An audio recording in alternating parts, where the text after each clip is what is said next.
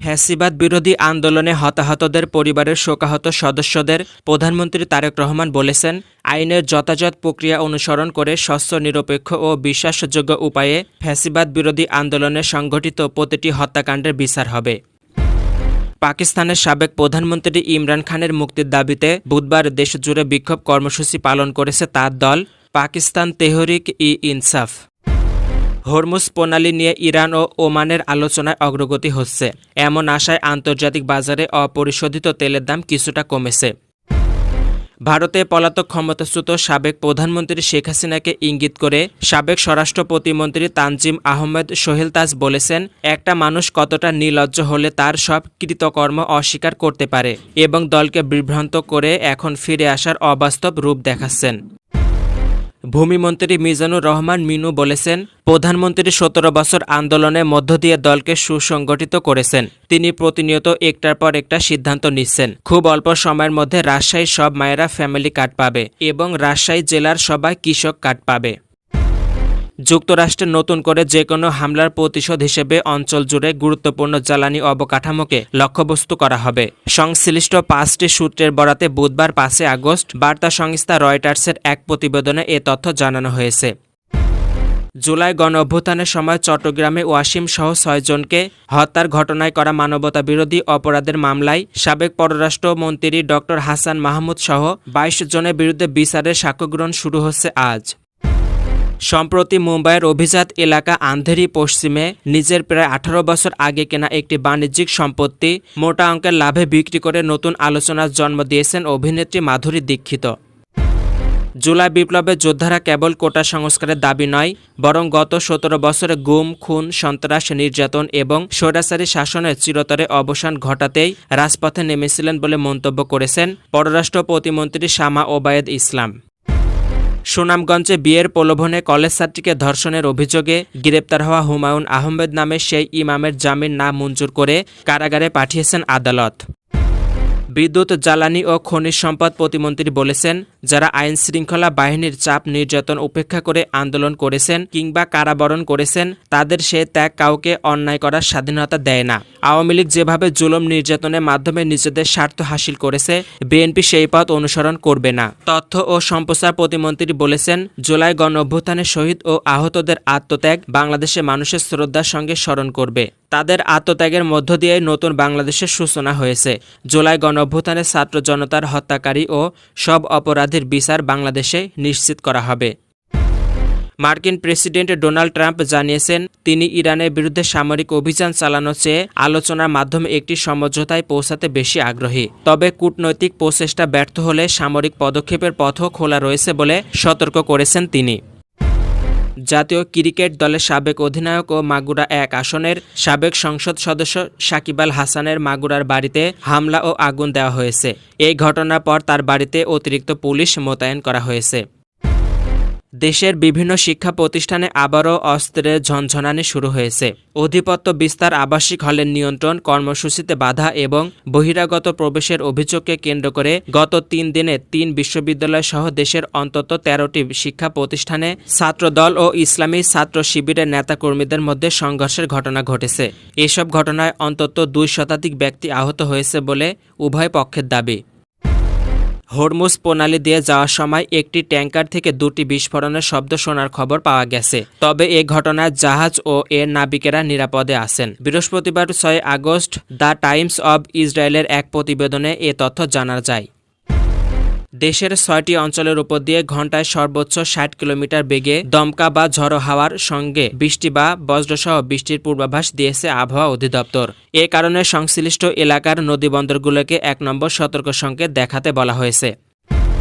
স্বরাষ্ট্রমন্ত্রী বলেছেন, জুলাই আগস্টের গণহত্যা ও মানবতাবিরোধী অপরাধে জড়িত কোনো শক্তির এ দেশে রাজনীতি করার অধিকার নেই।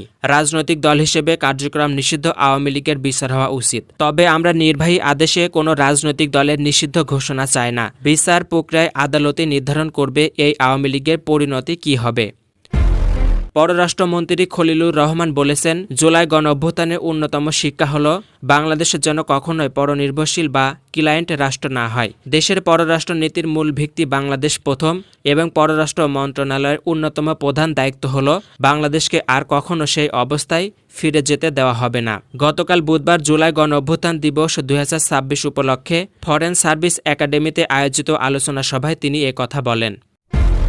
হরমুজ প্রণালী নিয়ে প্রস্তাবিত চুক্তি বাস্তবায়িত হলে পারস্য উপসাগরে প্রবেশকারী জাহাজগুলোকে ইরানি জলসীমা এবং বহির্গামী জাহাজগুলোকে ওমানের জলসীমা ব্যবহারের নিয়ম চালুর মাধ্যমে কৌশলগত নিয়ন্ত্রণ অর্জন করবে তেহরান। সূত্রের বরাত দিয়ে বার্তা সংস্থা রয়টার্স গতকাল বুধবার এক প্রতিবেদনে এ তথ্য জানিয়েছে। জুলাই গণঅভ্যুত্থান দিবস উপলক্ষে সরকারের আয়োজিত রাষ্ট্রীয় অনুষ্ঠানে প্রদর্শিত প্রামাণ্যচিত্রে মূল ঘটনা সচেতনভাবে বাদ দিয়ে আন্দোলনের অসম্পূর্ণ ও বিকৃত চিত্র তুলে ধরা হয়েছে বলে মন্তব্য করেছেন জাতীয় নাগরিক পার্টির সদস্য সচিব ও সংসদ সদস্য আক্তার হোসেন। আরেকটি বিপ্লবের জন্য প্রস্তুত নিতে দেশবাসীর প্রতি আহ্বান জানিয়েছেন জাতীয় সংসদের বিরোধী দলীয় নেতা ও জামাতে ইসলামীর আমির ড শফিকুর রহমান।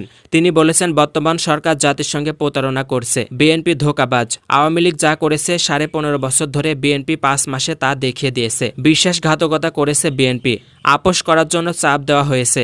গত কয়েকদিনে শিক্ষাঙ্গনে যা হচ্ছে, ছাত্র আর শিক্ষকরা আতঙ্কিত। দেশবাসীকে প্রস্তুত থাকতে হবে আরেকটা বিপ্লব সন্নিকটে। ক্ষমতা নিয়ে কখনো দম্ভ বা বড়াই করতে নেই উল্লেখ করে সমাজ কল্যাণ মন্ত্রী বলেছেন, যারা খুব বড়াই করত অমুকে শেখের বেটি পালায় না, কিন্তু দেখা গেল চুপচাপ পালিয়ে গেল, তাই ক্ষমতা নিয়ে বড়াই করতে নেই। বড়াই করলে তার পতন কেমন হয় 2024 সালের 36 জুলাই মানুষ তা দেখেছে। ক্ষমতার একমাত্র মালিক আল্লাহ তাআলা। মিয়ানমারের শরণার্থীদের প্রত্যাবাসনের বিষয়ে কঠোর অবস্থান স্পষ্ট করেছে মালয়েশিয়া সরকার। দেশটির পক্ষ থেকে জানানো হয়েছে, জীবনের নিরাপত্তা নিশ্চিত না হলে মিয়ানমারের কোনো শরণার্থীকে জোরপূর্বক ফেরত পাঠানো হবে না। প্রত্যাবাসনের আগে প্রত্যেকের নিরাপত্তা পরিস্থিতি পুঙ্খানুপুঙ্খভাবে যাচাই করা হবে। মুক্তিযুদ্ধ বিষয়ক মন্ত্রণালয় আয়োজিত জুলাই শহীদ পরিবার ও জুলাই যোদ্ধাদের সংবর্ধনা ও আলোচনা সভায় প্রদর্শিত জুলাই গণঅভ্যুত্থান বিষয়ক তথ্যচিত্রে গুরুত্বপূর্ণ কয়েকটি ঘটনার প্রবাহ ও অবদান যথাযথভাবে উপস্থাপিত না হওয়ায় সৃষ্ট বিতর্কের প্রেক্ষাপটে আন্তরিক দুঃখ প্রকাশ করেছে মন্ত্রণালয়। একই সঙ্গে তথ্যচিত্রের ত্রুটি দ্রুত সংশোধন করে সংশ্লিষ্টদের মতামতের ভিত্তিতে পুনরায় জনসমক্ষে উন্মুক্ত করার আশ্বাস দেওয়া হয়েছে। যুক্তরাষ্ট্র সমর্থিত গাজা পরিকল্পনা ইসরায়েল সম্মতি দেয়নি বলে স্পষ্টভাবে জানিয়েছেন দেশটির প্রধানমন্ত্রী নেতানিয়াহু। মঙ্গলবার 4 আগস্ট নিজের সামাজিক যোগাযোগ মাধ্যমে প্রকাশিত এক ভিডিও বার্তায় তিনি এই কথা জানান। বাংলাদেশ বর্তমানে একটি ব্যর্থ রাষ্ট্রে পরিণত হয়েছে এবং আন্তর্জাতিক সম্প্রদায় হস্তক্ষেপ না করলে দেশটি আঞ্চলিক জঙ্গিবাদের প্রধান কেন্দ্র হয়ে উঠতে পারে বলে সতর্ক করেছেন ক্ষমতাচ্যুত প্রধানমন্ত্রী শেখ হাসিনার ছেলে সজীব ওয়াজেদ জয়।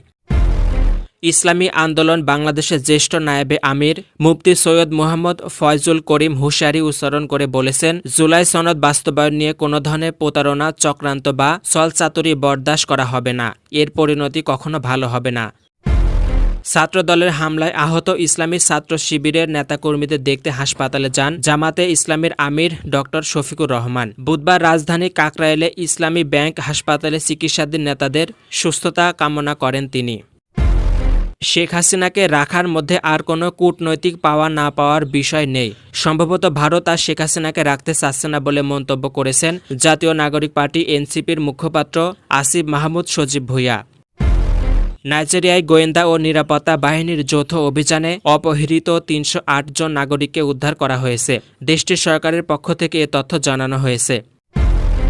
জুলাই জাতীয় সনদের প্রতিটি অক্ষর বাস্তবায়ন করা হবে বলে মন্তব্য করেছেন স্বরাষ্ট্রমন্ত্রী সালাউদ্দিন আহমদ। মতপার্থক্য ও রাজনৈতিক বিরোধ থাকলেও শেখ হাসিনার প্রশ্নে আমরা জুলাই হয়ে বাঁচব চিরদিন, প্রয়োজনে আবারও রাজপথে নামব বলে মন্তব্য করেছেন সাবেক আইন উপদেষ্টা অধ্যাপক আসিফ নজরুল। ন্যায্য মূল্য নিশ্চিত করতে প্রথমবারের মতো পাটের দাম নির্ধারণ করার উদ্যোগ নিতে যাচ্ছে সরকার। চলতি মৌসুম থেকে সোনালী আঁশ পাটের সর্বোচ্চ ও সর্বনিম্ন দর বেঁধে দেওয়া হবে বলে জানিয়েছেন পাট অধিদপ্তরের মহাপরিচালক। কুষ্টিয়ায় পদ্মা ও গড়াইয়ে পানি বাড়ার সঙ্গে সঙ্গে দেখা দিয়েছে তীব্র ভাঙন। বিশেষ করে পদ্মার 28টি পয়েন্টে প্রায় 21 কিলোমিটার এলাকা জুড়ে তীব্র ভাঙনে বিলীন হচ্ছে ফসলি জমি, বসতবাড়ি। পানি উন্নয়ন বোর্ড বলছে, ভাঙন রোধে ইতোমধ্যে কার্যকর পদক্ষেপ নেওয়া হয়েছে।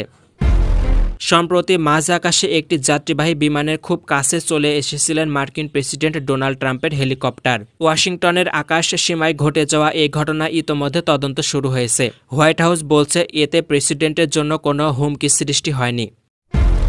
যুক্তরাষ্ট্র নতুন করে ইরানে হামলা চালালে উপসাগরীয় অঞ্চলে গুরুত্বপূর্ণ জ্বালানি অবকাঠামোতে পাল্টা হামলা চালানো হবে বলে সতর্ক করেছে তেহরান। বিষয়টি সম্পর্কে অবগত 5টি সূত্রে বরাতে এ তথ্য জানিয়েছে রয়টার্স।